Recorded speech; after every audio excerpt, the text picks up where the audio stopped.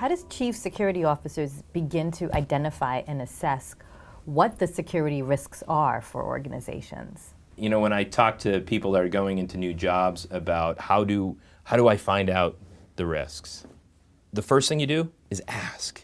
Because people in the business know the risks. I mean, you're going to find people that are saying, "Oh, I'm so glad you asked. No one's been listening to me." So ask. Ask the business. Ask your security practitioners that have been there for years.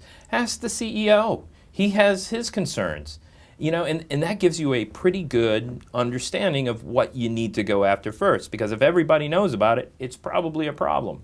Now, not to say that's a formal risk approach, and I'll talk about that in a minute, but it gives you a good idea of those things that have been building over time. And remember, as risks remain out longer over time, they may be a small risk, but over the extended time that risk is available, or that vulnerability, or what have you, it becomes a much, much bigger risk. So go after those.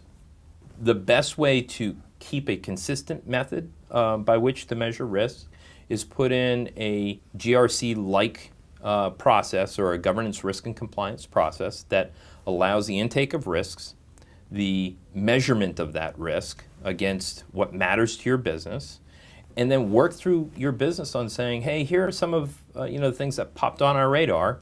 How do you think about that risk? What's your risk appetite compared to where this risk is, and is it really a priority for your business or not? Then you take that input, you work with the business to say, what are the 1, 2, or 3 things that we could be doing to solve for this? Do we simply accept the risk that that's a possible issue we would have to deal with in the future?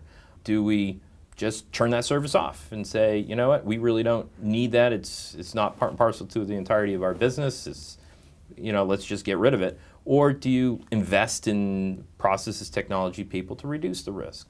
You look across those and you develop options and remediate it. But it's all about getting transparency into the business, making sure that they have a mechanism to get that information to you, and maybe you deploy technology to really look through your environment and start to measure it and bring it through that process.